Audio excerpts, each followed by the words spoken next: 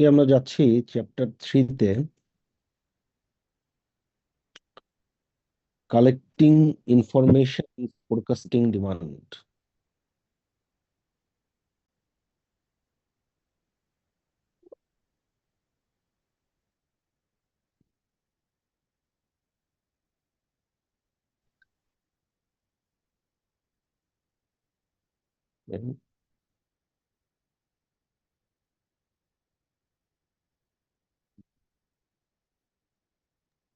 আসসালামু আলাইকুম স্যার। হ্যাঁ, ওয়ালাইকুম আসসালাম। স্যার আমি বি সেকশন থেকে বলছিলাম স্যার। আমাদের তো মানে শুধু একটাই ক্লাস হয়েছিল অফলাইন স্যার, এরপরে কিন্তু আমাদের আর কোনো ক্লাস হয়নি। বাট এ সেকশনে মেবি দুইটা ক্লাস হয়েছে মাঝে। হুম। হ্যাঁ, তোমরা আজকে চ্যাপ্টার 3 থেকে পড়ো, ঠিক আছে? দেন ওইটা আমি এক্সট্রা তাহলে নিয়ে নেবো, তোমাদের যেটা হয় নাই ওইটা আমি নিয়ে জি নিবো। স্যার। হ্যাঁ, আচ্ছা। ঠিক আছে। মানে ওই ওই চ্যাপ্টার 2 এসে চ্যাপ্টার 3 এর আসলে এরকম কানেকশন নাই, সো প্রবলেম হওয়ার কথা না। উম, আলাদা টপিক আর কি পুরাই।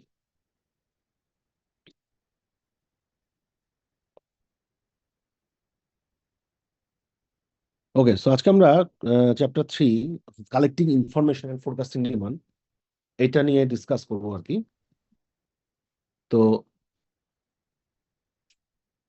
তার মানে মার্কেটিং ম্যানেজমেন্টে মার্কেটিং ইনফরমেশন বা ইনফরমেশন রিলেটেড টু মার্কেট, সেটা খুব ইম্পর্টেন্ট। তো কেন ইম্পর্টেন্ট? কারণ যে কোনো মার্কেটিং ডিসিশন মেকিংটাকে যদি আমরা ইফেক্টিভ করতে চাই, তাহলে আমাদের মার্কেট থেকে একদম অথেন্টিক ডেটা কালেক্ট করতে হবে। তো সেই ডেটা ডেটা কালেকশনের জন্য মার্কেটিং ইনফরমেশন সিস্টেম বা এমআইএস আছে। এমআইএস এর বিভিন্ন কম্পোনেন্ট আছে, অর্থাৎ এমআইএস সিস্টেমটা পিপল মানে মার্কেট জিনিসটা তৈরি হচ্ছে পিপল দিয়ে, যেখানে কনজিউমাররা আছে আর কি। বিভিন্ন ইকুইপমেন্ট এবং প্রসিডিউর দিয়ে এই এগুলোকে ইনভলভ করে কি করে, যে ইনফরমেশন গুলোকে এবং ইনফরমেশন গুলোকে, অর্থাৎ মার্কেটিং ইনফরমেশন যেটা নেসেসারি হবে, টাইমলি ইনফরমেশন হবে এবং অ্যাকিউরেট ইনফরমেশন হবে, সেই ইনফরমেশন গুলোকে এই এমআইএস সিস্টেমটা it collect those information, then sort those information, এরপরে ওই ইনফরমেশনটাকে অ্যানালাইজ করে যেখানে যেখানে দরকার সেখানে ডিস্ট্রিবিউট করে। আচ্ছা, আমি জাস্ট 2 মিনিট অফ নেবো, আজান হচ্ছে, তো আজানটা শেষ হয়ে গেলে দেন আবার কথা বলবো আর কি।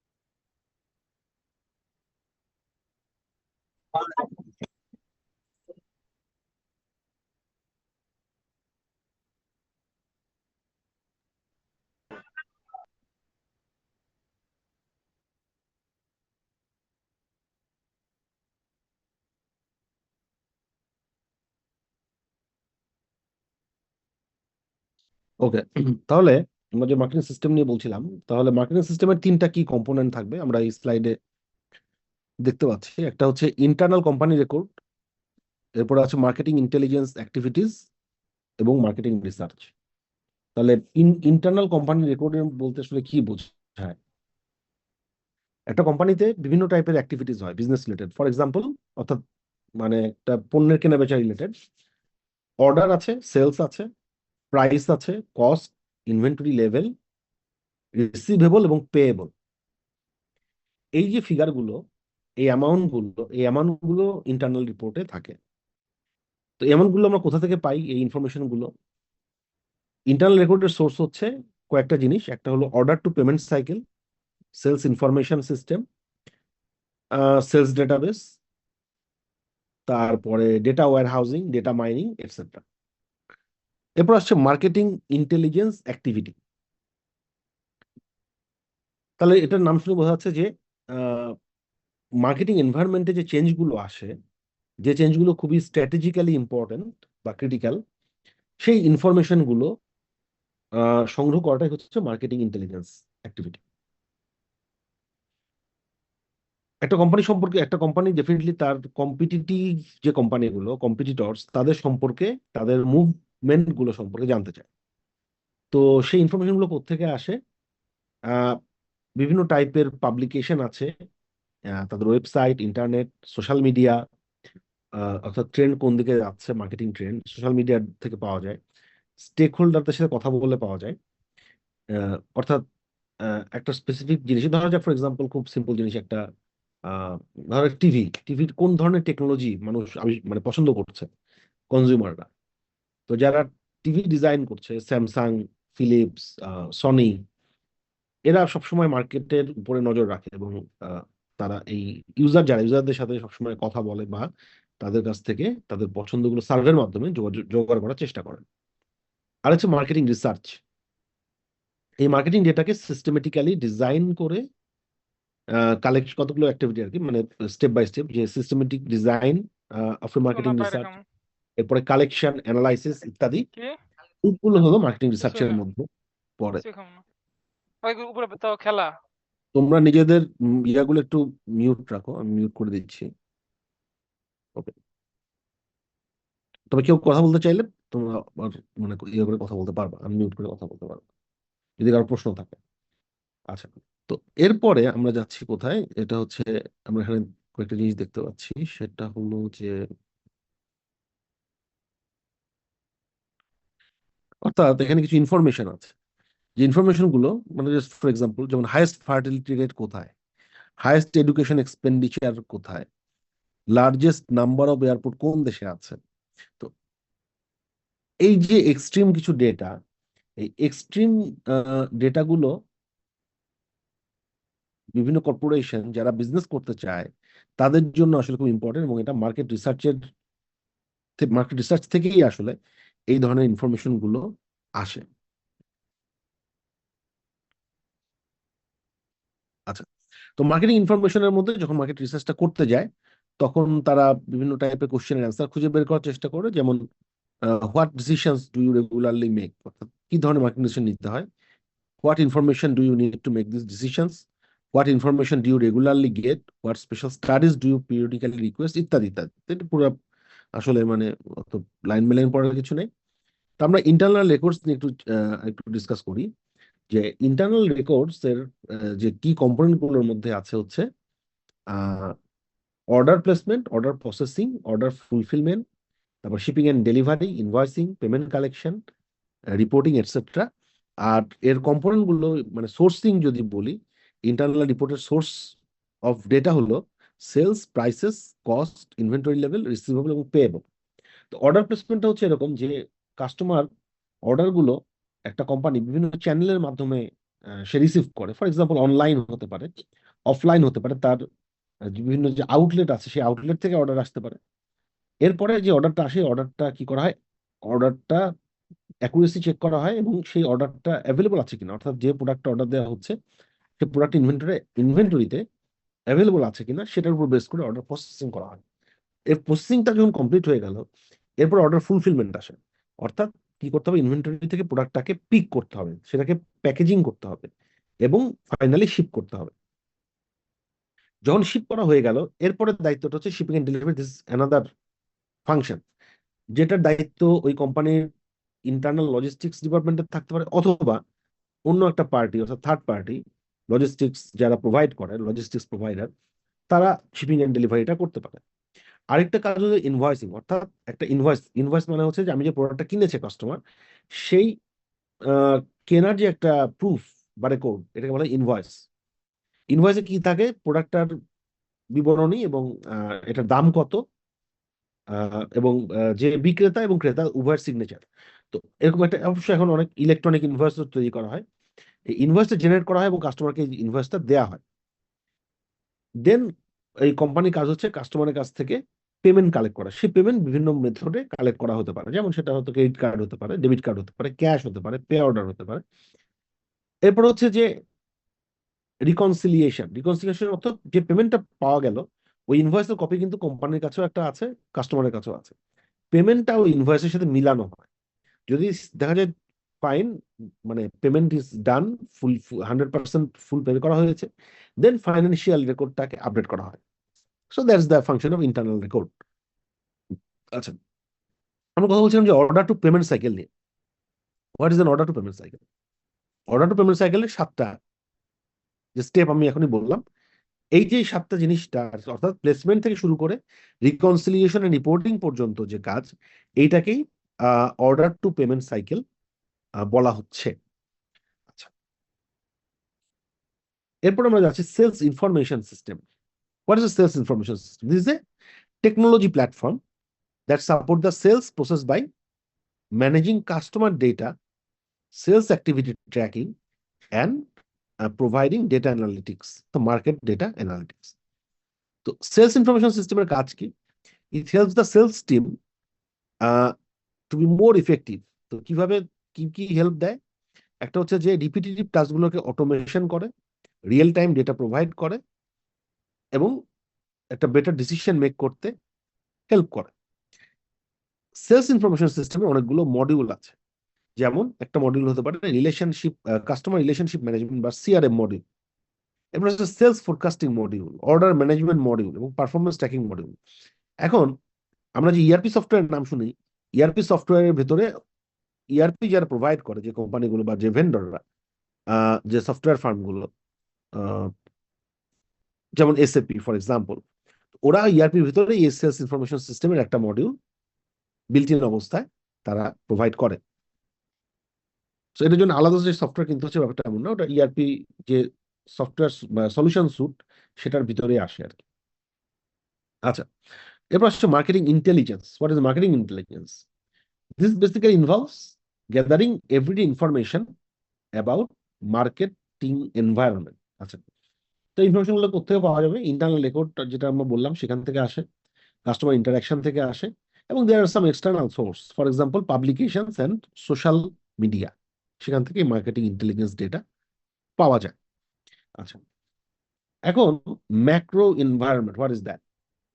ম্যাক্রো এনভায়রনমেন্টটা হচ্ছে যে একটা মার্কেটের যে এনভায়রনমেন্ট, যেটা আসলে কোম্পানি কন্ট্রোলের নাই, but company try to utilize those opportunities. এর মধ্যে মানে কিভাবে নিড বা ট্রেন্ড তৈরি হয়, তো এটাকে 3টা ভাগে ভাগ করা হয়, ইম্পর্টেন্স এবং লাইফ টাইমের উপরে নির্ভর করে 3টা ভাগে ভাগ করা যেতে পারে। একটাকে বলা হচ্ছে যে short lived with little significance, এটাকে বলা হয় ফ্যাড। ফ্যাড মানে খুব শর্ট লিভড একটা হুজুগ, অর্থাৎ হাইপড প্রোডাক্ট, কোন একটা প্রোডাক্টের হঠাৎ করে একটা হাইপ উঠে, যেটা খুব বেশি দিন চলে না, হয়তো 8 মাস, 10 মাস, 1 বছর, এর বেশি না। ফর এক্সাম্পল, ইন 2017, অর্থাৎ 2017-এ there was a toy like fidget spinner. এই ফিজেট স্পিনার হঠাৎ করে ওয়েস্টার্ন মার্কেটে এটা খুব হাইপ উঠে গেল, এবং প্রায় মিলিয়ন মিলিয়ন প্রোডাক্ট এটা সেল হলো। তো কেন এটা সেল হলো এত? যে বললো যে এটা একটা স্ট্রেস রিলিফ টয়, এবং এটা কিন্তু বাচ্চাদের জন্য না, বেসিক্যালি বড়দের জন্য, অ্যাডাল্টরাই এটা বেশি কিনছে। But the life of this fidget spinner was not more than 1 year. হ্যাঁ, সো 1 বছর চলার পর এটা খুব দ্রুত মেন স্ট্রিম মার্কেট থেকে এটা মানুষজন আর কিনলো না। সো লং টার্ম এটার কোনো ইম্প্যাক্টই ছিল না। হ্যাঁ, এবং অনেক ম্যানুফ্যাকচারার যারা এই ফিজেট স্পিনার তৈরি করে ফেলেছিল, যারা হয়তো বুঝতে পারে নাই যে এটা খুব দ্রুত মার্কেট থেকে এই ট্রেনটা চলে যাবে, they just got access inventory. হ্যাঁ, এবং এটা তাদের জন্য লস হয়ে গেল। এরপর আসছে trend. Trend is more predictable and durable. For example, এখন একটা ট্রেন্ড হচ্ছে যে using smart home device. Smart home ডিভাইসের মধ্যে কি কি আছে? Smart speaker, smart thermostat, security system ইত্যাদি। ফর এক্সাম্পল, অ্যামাজন ইকো, তারপর Google nest, ring, security system. এই জিনিসগুলো হচ্ছে কি যে অর্থাৎ আমি একটা গান শুনতে যাচ্ছি, সো দিস এ ডিভাইস।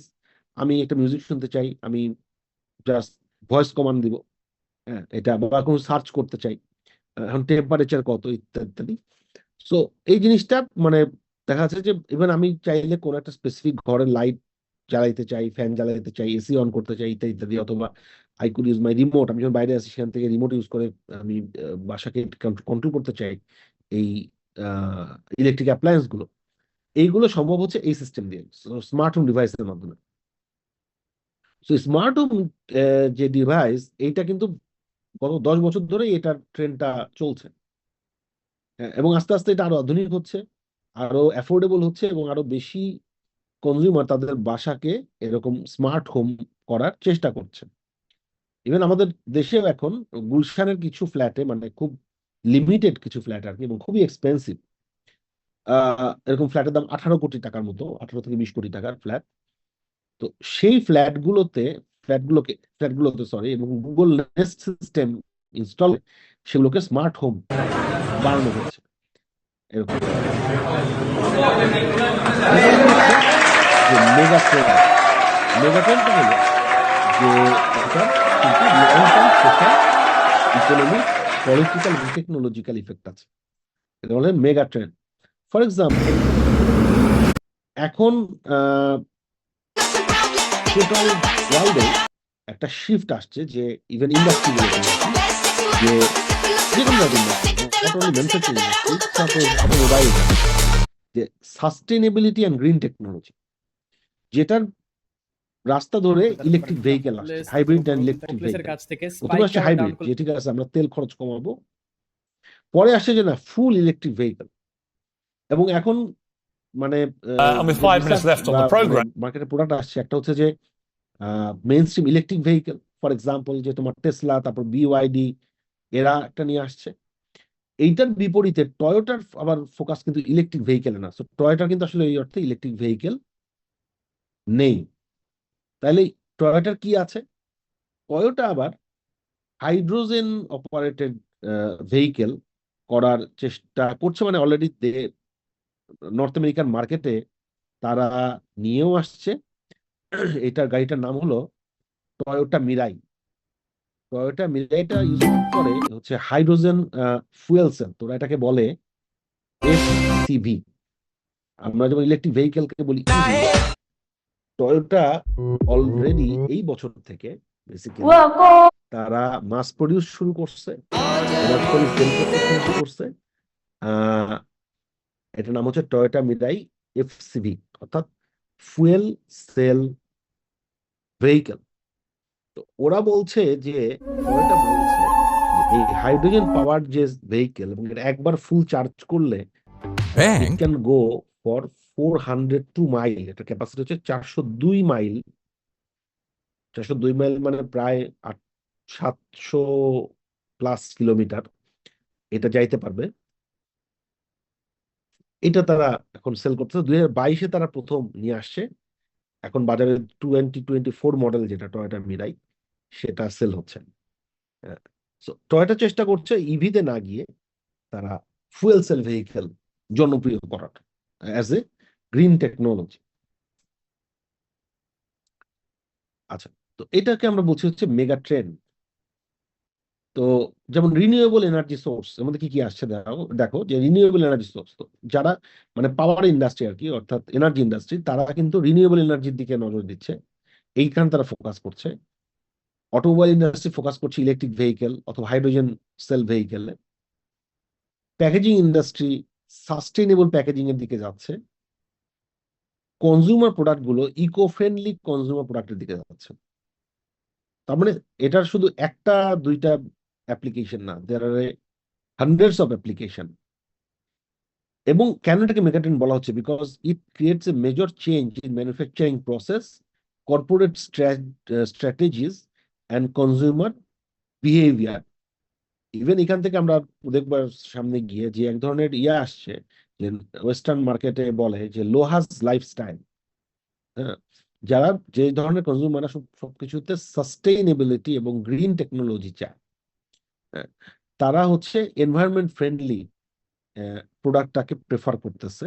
ওটাকে তারা বলে লোহাস। এটার ব্যাখ্যা আছে, আমরা পরে দেখবো। তো এরপরে আমরা যাচ্ছি হচ্ছে আহ, কি এক্সটার্নাল মার্কেট এনভায়রনমেন্টের। এটা আচ্ছা বেশি বড় হয়ে গেছে।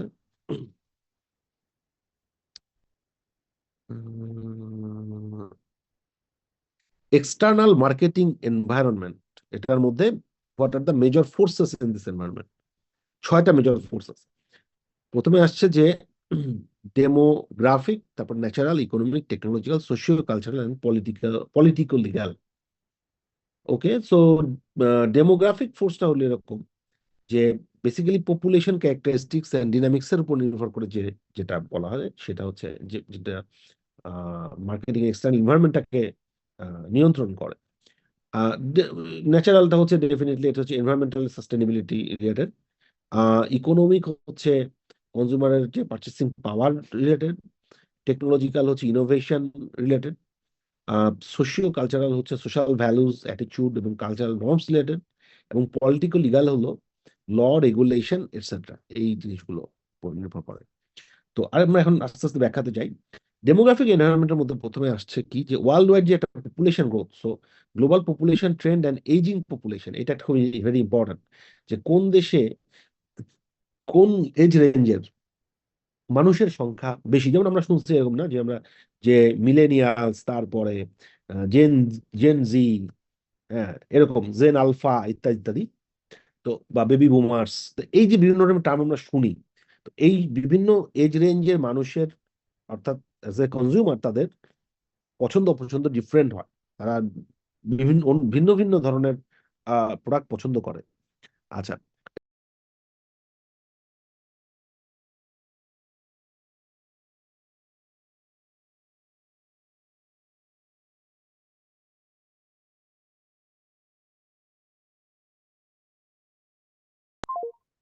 সেখানে একটা ডাইভার্সিটি থাকে।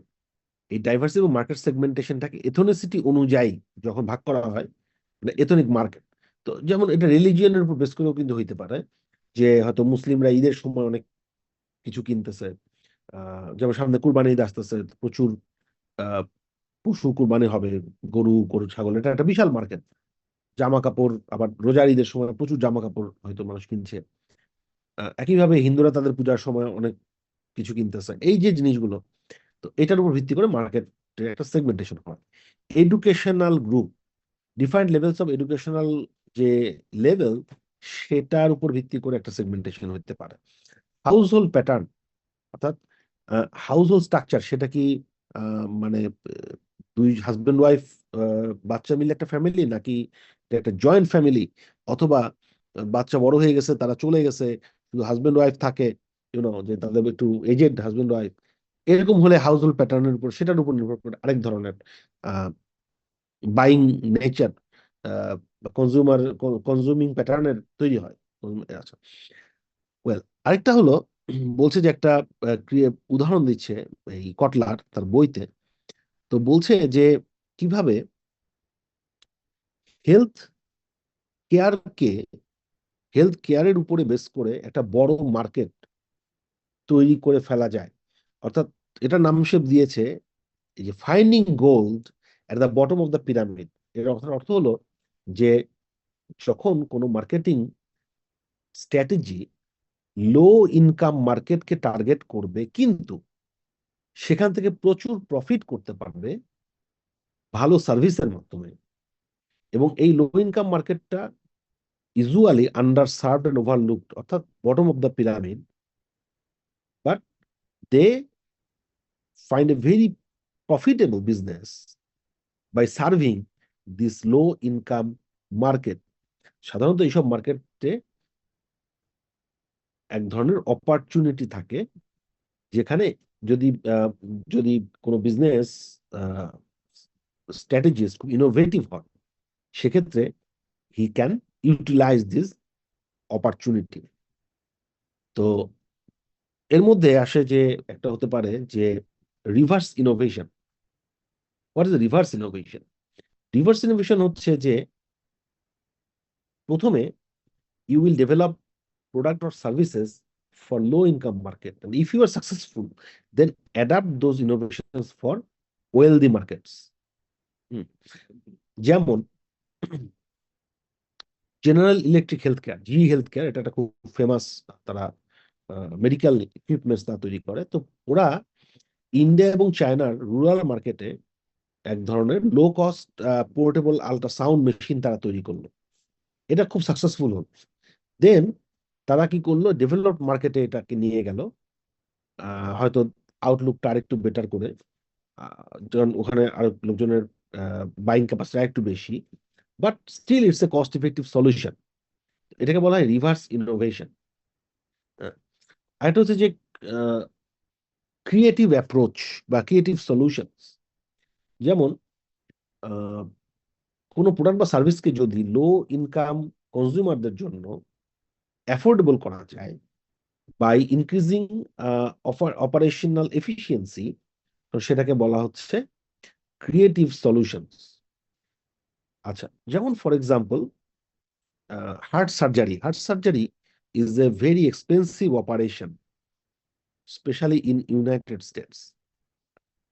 তো ইন্ডিয়ার নারায়ণ হৃদয়ালয় হসপিটাল একটা আছে, তো ওরা যেটা করলো যে ওরা একটা খুব চমৎকার একটা অ্যাফোর্ডেবল হেলথ কেয়ার এবং খুব রিলায়েবল একটা হার্ট সার্জারি সার্ভিস তারা দিল, বা ওদের সার্জারি গুলো খুব ফ্ললেস এবং খুব রিলায়েবল। তো দেখা গেলো তাদের বাইপাস সার্জারিতে অনলি খরচ হয় $1,500, মানে যদি ডলারে আমরা কনভার্ট করি, হাইয়েস্ট $1,500 খরচ হয়। ইউনাইটেড স্টেটসে একটা হার্ট সার্জারি খরচ হয় এর 50 টাইমস, অর্থাৎ $75,000 থেকে $80,000 বিল আসে ওখানে। এখন ইউএস এর হেলথ কেয়ার মার্কেটটা মেইনলি হচ্ছে যে কি বলে ইন্স্যুরেন্স বেসড। এখন সবার এই ইন্স্যুরেন্সটা নাও থাকতে পারে, বা সবার ইন্স্যুরেন্স কোম্পানি এই হিউজ অঙ্কের বিল $80,000-90,000 এটা তারা পুরোটা পে করে না। ওখানে আউট অফ পকেট বলে একটা কনসেপ্ট আছে, যে হয়তো 90% ইভেন যদি দেয়ও, হয়তো $10,000 দিতে হবে এই পেশেন্টকে। তো তখন এরা যে ইন্ডিয়ার এই হসপিটাল যখন এত বিখ্যাত হয়ে গেল, দেখা গেল যে তাদের অপারেটিং এক্সপেন্স কম, তাদের স্পেশালিস্টরা অনেক দক্ষ, এবং যে সার্ভিসটা তারা দিচ্ছে, অর্থাৎ যে সার্জারিটা হচ্ছে, এটা আমেরিকার থেকে খারাপ না। হ্যাঁ, হয়তো ওদের মানে হসপিটালের পরিবেশ বা বা মানে ফেসিলিটিস হয়তো আমেরিকান হসপিটালের মতো নাও হতে পারে, but still it is good. তখন দেখা গেল যে বিদেশ থেকে লোকজন এসে সেখানে হার্ট সার্জারি করার জন্য চলে আসছে, কারণ অনলি $1,500 তারা এখানে হার্ট সার্জারি করতে পারছে। আরো ইন্টারেস্টিং হলো যে ওদের মর্টালিটি রেট হচ্ছে ইউএস হসপিটালের চাইতে অর্ধেক। So, এই ধরনের অ্যাপ্রোচকে বলা হচ্ছে যে finding gold at the bottom of the pyramid. যেমন থাইল্যান্ডও ঠিক একইভাবে, থাইল্যান্ডে হেলথ ট্যুরিজম ওরা একটা ইয়ে করছে, যে কনসেপ্ট নিয়ে আসছে যে আমরা খুব ভালো হেলথ কেয়ার সার্ভিস দিব, সো বিশ্বের বিভিন্ন দেশ থেকে ওইসব দেশের চাইতে কম দামে, ফর এক্সাম্পল ইউকে বা ইউএসএ বা কানাডা বা ইউরোপিয়ান বিভিন্ন কান্ট্রি, সুইজারল্যান্ড, এদের চাইতে অনেক কম খরচে থাইল্যান্ডে খুব ভালো মানের চিকিৎসা পাওয়া সম্ভব। ইন্ডিয়াতেও একইভাবে ভালো মানের চিকিৎসা পাওয়া সম্ভব।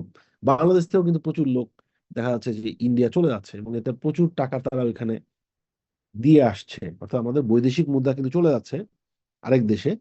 কেন? যে আমাদের হেলথ কেয়ার সার্ভিসটা আমরা ওদের মতো অ্যাফোর্ডেবল অ্যান্ড কোয়ালিটিফুল করতে পারি নাই। That's the problem. আচ্ছা, এবার আমরা যাচ্ছি ইকোনমিক এনভায়রনমেন্টে। ইকোনমিক এনভায়রনমেন্টের মধ্যে কি আছে, যে কনজিউমার সাইকোলজি, ইনকাম ডিস্ট্রিবিউশন এবং ইনকাম, সেভিংস, ডেবিট না সরি ডেট, অর্থাৎ মানুষের কতটুকু লোন আছে, ক্রেডিট এটসেট্রা, এইগুলোর উপর নির্ভর করে ইকোনমিক এনভায়রনমেন্টটা আসলে কাজ করে।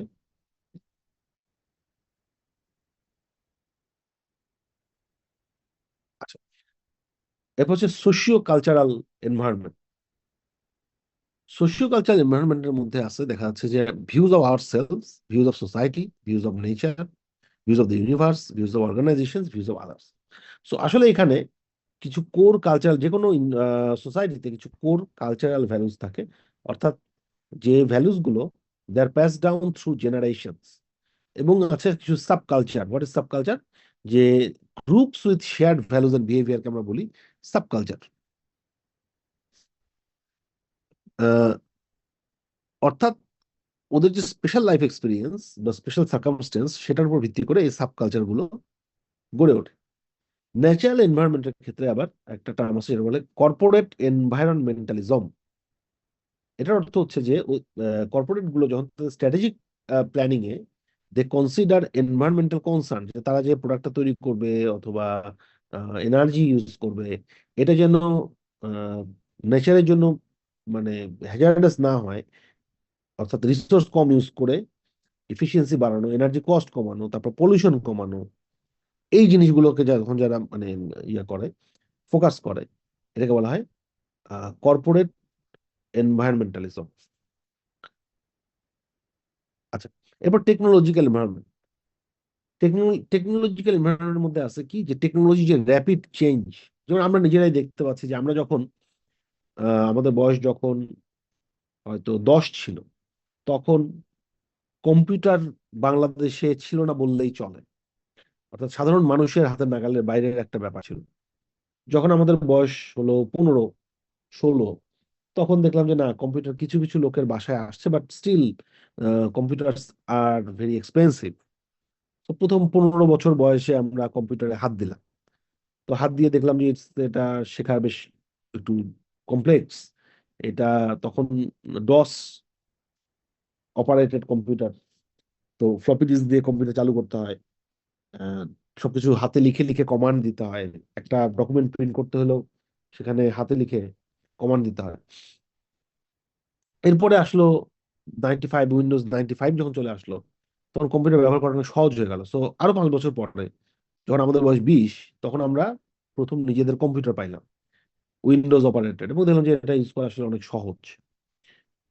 এখন আস্তে আস্তে দেখা যাচ্ছে যে after 20 years of getting my own computer, এখন দেখা যাচ্ছে যে এট দ্য এজ অফ 40 আমার কাছে যে ল্যাপটপ আছে, আমার কাছে যে আইপ্যাড আমি ব্যবহার করছি, যে আইফোন আমি ব্যবহার করছি, তো এই সব কিছু কিন্তু অনেক, আমরা তো 20 বছর আগে যে কম্পিউটার ব্যবহার করেছি তার চাইতে অনেক বেশি অ্যাডভান্স। বা একবার যেমন এখন ক্লাউড, আগে আমরা কোন ডকুমেন্ট আমরা ট্রান্সফার করতাম ফ্লপি ডিস্কে করে, এখন কোনো আসলে পেন ড্রাইভ অথবা এক্সটার্নাল হার্ড ড্রাইভ, এখন এগুলো কিছুই দরকার হচ্ছে না। আমার কোনো কিছু আমি কি করতেছি, আমি একটা ডকুমেন্ট ক্লাউডে রেখে দিচ্ছি, গুগল ড্রাইভে আমি রেখে দিচ্ছি, অথবা শেয়ার পয়েন্টে রেখে দিচ্ছি, রেখে দিয়ে আমি যে কোনো জায়গা থেকে, যে কোনো ডিভাইস থেকে, আমার ফোন থেকে আমি অ্যাক্সেস করতে পারছি। তো এই যে চেঞ্জটা আসছে, ভেরি র্যাপিড চেঞ্জ।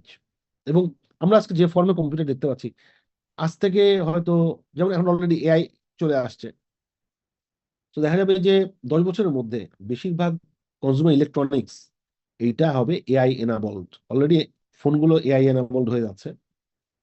আমাদের যে দৈনন্দিন ব্যবহারের যে জিনিসগুলো, টিভি বলি, ফ্রিজ বলি, মাইক্রোওয়েভ বলি, যাই বলি, দেখা যাবে এগুলো অলরেডি কিন্তু আইওটি কনসেপ্ট চলে আসছে। এটার মধ্যে এখন এআই চলে আসছে এবং আসবে, খুবই স্বাভাবিক। গাড়িতে এআই চলে আসছে। গাড়ি ইন ফিউচার না, খুব বেশি দিন লাগবে না, 5 বছরের মধ্যেই দেখবা যে অনেক গাড়িতে, অ্যাডভান্সড গাড়িগুলোতে এআই আছে। এআই এর সাথে কথা বলতে বলতে গাড়ি চালানো যাবে, গাড়িকে কন্ট্রোল করা যাবে, ভয়েস অপারেটর। এটা খুব স্বাভাবিক, এটা কোনো মানে অলরেডি এখনই কিছু কিছু কোম্পানি নিয়ে আসছে, এটা ইন ফিউচার এটা কমন একটা ফিচার হয়ে যাবে। সো এবং এআই এর যে লার্নিং কার্ভ এটা কিন্তু এক্সপোনেনশিয়াল, এটা বেড়ে যাবে। সো আজকে তুমি যে এআই এর যে পাওয়ার দেখতেছো, যে আমি হয়তো ChatGPT 4 কে বলতেছি যে ঠিক আছে, okay fine, you develop a logo for me, অথবা আমি একটা ছবি বানাতে চাচ্ছি, বা আমি বলতেছি যে ঠিক আছে আমার একটা এসে লিখে দাও, একটা আর্টিকেল লিখে দাও, সে পারতেছে, তাই না? 10 বছর পরে এআই এর কি অবস্থা হবে? আফটার 10 ইয়ার্স এআই এর পাওয়ার মানে উম, ধরো যে হিউম্যান ব্রেইনের সাথে কম্পেয়ারেবল হয়ে যাবে। তখন এআই এর সাথে মানে ইফ ইউ ডোন্ট নো, তাহলে এআই এর সাথে কথা বলতেছো না, মানুষের কথা বলতেছো, তুমি এটা ইয়া করতে পারো। হ্যাঁ, অলরেডি ChatGPT 4 তোমার ভয়েস কথা বলার ইয়া নিয়ে আসছে ফিচার। তো তুমি তোমার ফোনে ইনস্টল করে দেখতে পারো, যদি if you have access to ChatGPT 4, you can talk to it.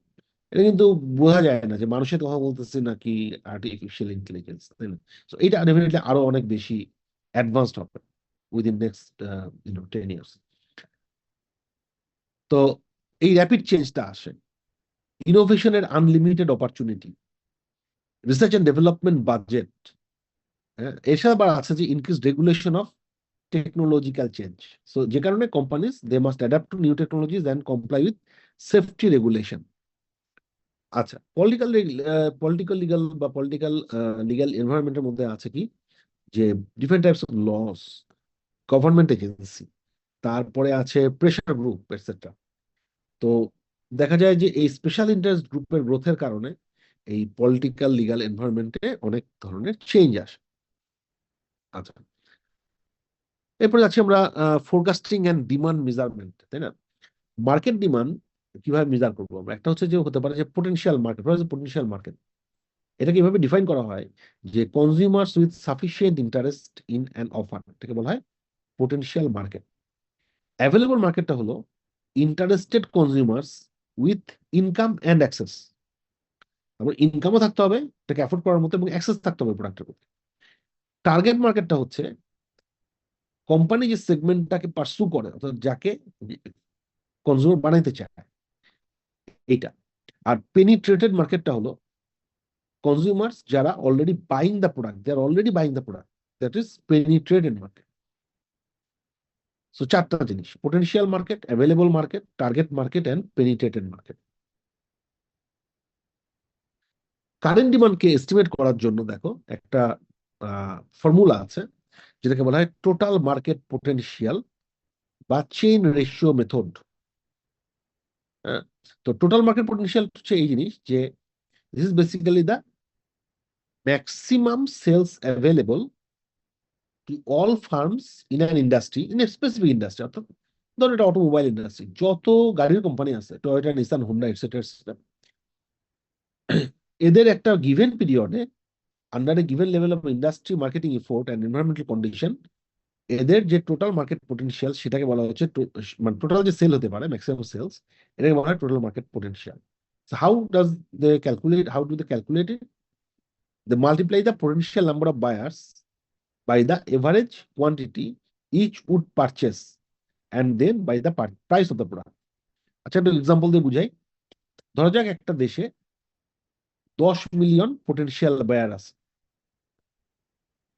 10 million মানে 1 কোটি লোক একটা প্রোডাক্ট কিনে, এবং প্রতিটা বায়ার ওই প্রোডাক্টের 2টা ইউনিট কিনে বছরে, প্রতিটা ইউনিটের দাম হইলো $50। তাহলে টোটাল মার্কেট পোটেনশিয়াল কত হবে?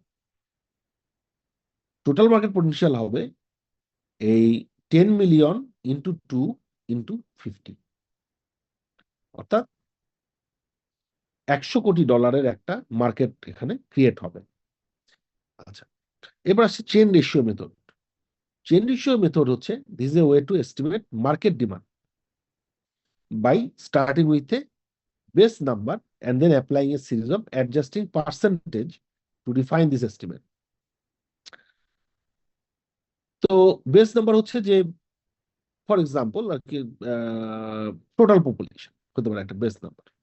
যেমন এখানে একটা ফর্মুলা দেওয়া আছে যে demand for the new light beer, এটা যে কোনো বেভারেজ হইতে পারে, যে for a new beverage, population into personal discretionary income per capita into average percentage of discretionary income spent on food into average percentage of amount spent on food that is spent on beverage। অর্থাৎ আমি যদি 100 টাকা ফুডে খরচ করি, তার মধ্যে কতটুকু আমি বেভারেজে খরচ করি, হয়তো 15 টাকা মেবি। তো সেইটা আবার নিয়ে আসতে হবে, অর্থাৎ এটাকে অ্যাডজাস্ট করতে হবে। Into average percentage of amount spent on beverage that is spent on alcoholic beverage into alcoholic beverage মধ্যে কতটুকু হবে বিয়ারের মধ্যে ইন্টু সেই বিয়ারের অনেক টাইপ আছে, এর মধ্যে লাইট বিয়ারে কতটুকু হয়। তো এইভাবে। আচ্ছা, তাহলে ধরা যাক যে একটা দেশে 100 মিলিয়ন পপুলেশন আছে, এর মধ্যে 60% হলো অ্যাডাল্ট। আচ্ছা, তাহলে 100 মিলিয়নের 60% কত?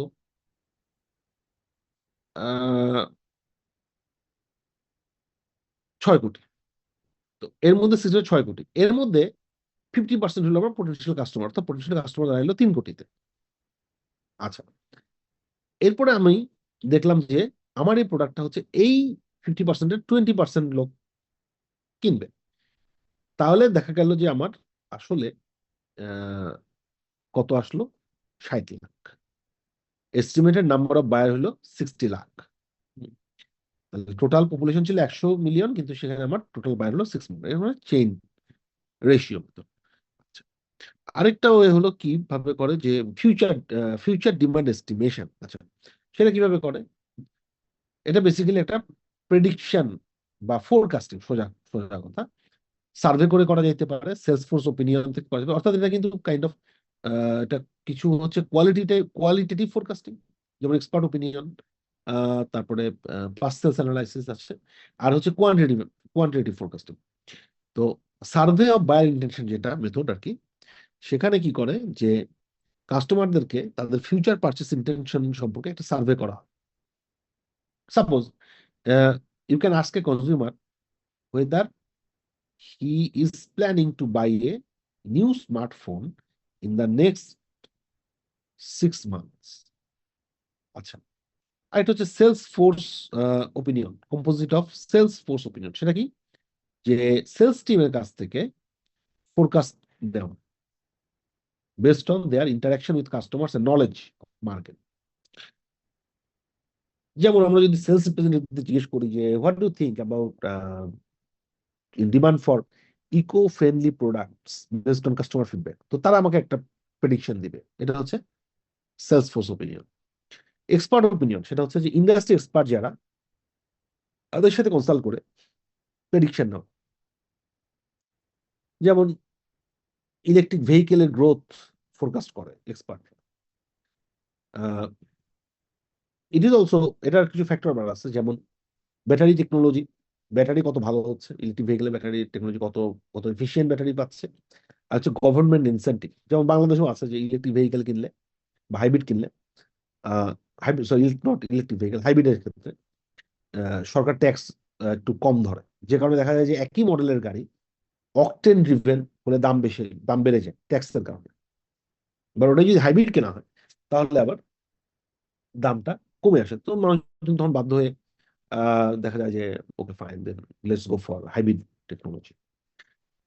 এরপর আছে past sales analysis, historical sales ডেটাকে অ্যানালাইজ করে ট্রেন্ড এবং প্যাটার্ন আইডেন্টিফাই করা এবং সেখান থেকে ফিউচার ডিমান্ডটাকে প্রেডিক্ট করা।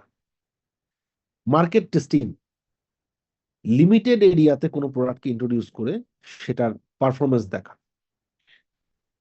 মানে টোটাল মার্কেটে ইন্ট্রোডিউস না করে ছোট ছোট কিছু মার্কেটে আগে ইন্ট্রোডিউস করে দেখা যে সেটার চাহিদা কেমন। তখন দেখা যায় যে যখন একটা নতুন বেভারেজ লঞ্চ করে তখন এটা বিভিন্ন সিলেক্টেড সিটিতে আগে করে, একেবারে গ্রামগঞ্জে প্রথমেই দিয়ে দেওয়ার চেষ্টা করে না। আগে দেখে যে কনজিউমার রেসপন্স কেমন, যদি ভালো হয় তখন তারা একটা নেশন ওয়াইড রোল আউটে চলে যায় আর কি।